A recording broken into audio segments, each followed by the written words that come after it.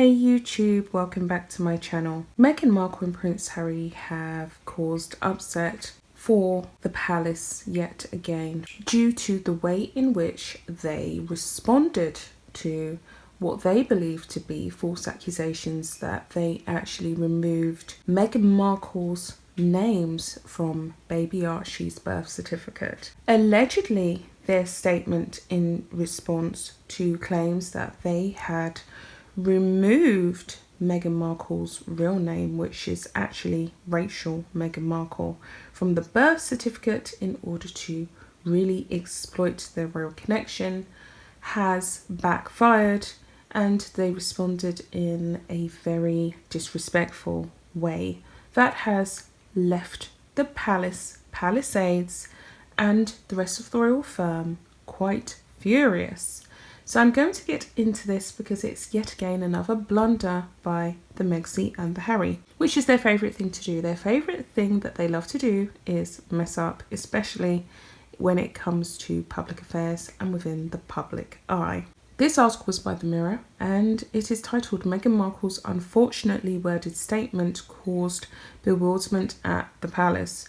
So this was actually Meghan Markle's statement, which is not really a surprise. She is always out there shooting off her thoughts, feelings and opinions on a whim without any real introspective planning.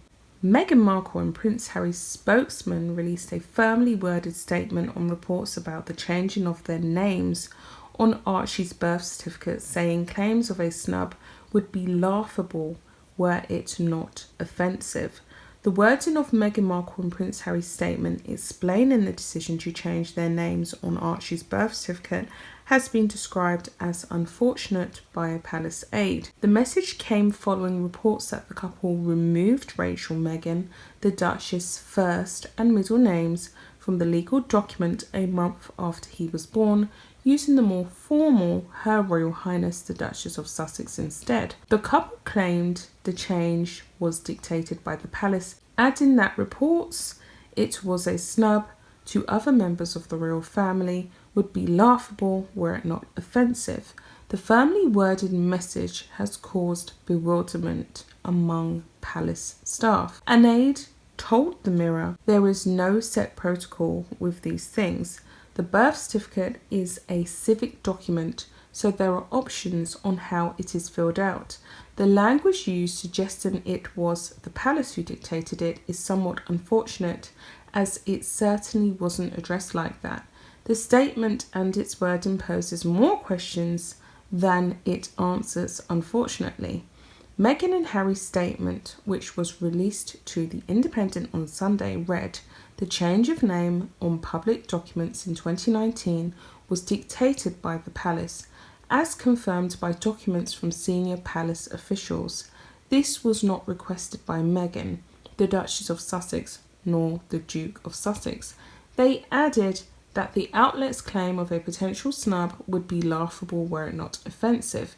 To see this UK tabloid and their carnival of so-called experts choose to deceptively whip this into a calculated family snub and suggest that she would oddly want to be nameless on her child's birth certificate or any other legal document would be laughable were it not offensive.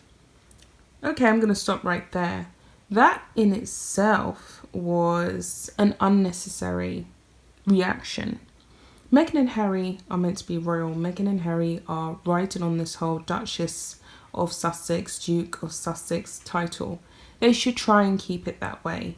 They've been given their wants, wishes and desires all the way up until this point. The Queen is even letting the rest of the firm be degraded in a public forum by allowing them to do what they're doing. So why are they constantly tapping into what the UK tabloids are saying, even though they claim that they're not online, they're not on social media, they're not using Twitter, they're not using Instagram, they're not taking in anything negative that's being said about them, which they've said on multiple occasions. Yet all of a sudden they are reacting to these tabloid stories that are just They could be fabricated, they could be hearsay, they could be exaggerated, they could be flamboyant expressions of the truth. But why are they constantly hitting out and hitting back when they are meant to be leading this new life in America? Or is it the case that they are not having a fantastic time in America? No one's really interested in them. The phone isn't ringing as frequently as they would like it to ring, and they're not as popular and as relevant as they would desire. Is that the true cause as to why they are constantly writing these reactionary, whiny, cringeworthy statements to British publications? It's not very classy and it's not very refined. And it really does highlight that the worst is yet to come. Meghan and Harry are literally desperate for lockdown to ease globally so that they can really let rip. They really do act like common folk. And I guess that's the frustrating part about Meghan and Harry. They are so common in their ways that it's laughable for us, especially spectators just looking in, the everyday man, to have to be paying for two characters that cannot hold their tongues. To my knowledge, it is customary for the royal family and for a lot of people in Britain, you know, they say stiff upper lip, but specifically for the royal fam, to go by the belief system of never complain and never ever explain. Never complain, never explain. The change was done, whether it was a request by the Queen or if they made these personal alterations themselves, which seems as though they possibly could have, because why would they react in such an inflammatory way? As they say, if it walks and talks and quacks like a duck, it probably is one. Why would they be so peeved off by these stories or these speculative stories about who made this change to this legal document? It does make the mind wonder, doesn't it? So I'm going to finish a bit more of their statement. And they said, there's a lot going on in the world. Let's focus on that rather than creating clickbait. However, another source has told the Mirror that the change did actually come from the Sussex staff, not the palace. Royal editor Russell Myers explains, one royal source revealed to me that Meghan ordered her staff to make the change to Archie's birth certificate in order to fall in line with the amendments she'd already made to her passport. The amendment was made by Meghan and Harry's personal team when they had their own staff based at Kensington Palace, who in turn reported to Buckingham Palace, so the sharp rebuke of the palace makes even less sense. In short, Meghan already stylized herself as HRH, the Duchess of Sussex, dropping her given names, and wanted some form of continuity. Well, of course she did. She wanted a slice of class. That's the only reason why she married Harry.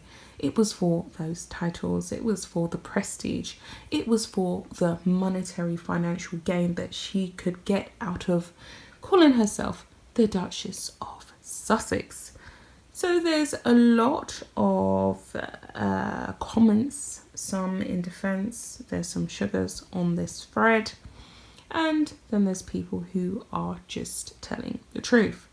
So one person has said, she has been bewildering us ever since she got married, far too long. Someone else has said, to paraphrase, methinks the woman doeth protest too much. Ouch, touched a raw nerve, did we? Maybe it's because she's overthinking her self-importance. Another person has said, what a shallow woman she is. He is just an utter wimp. I'll be back for another video. Bye guys.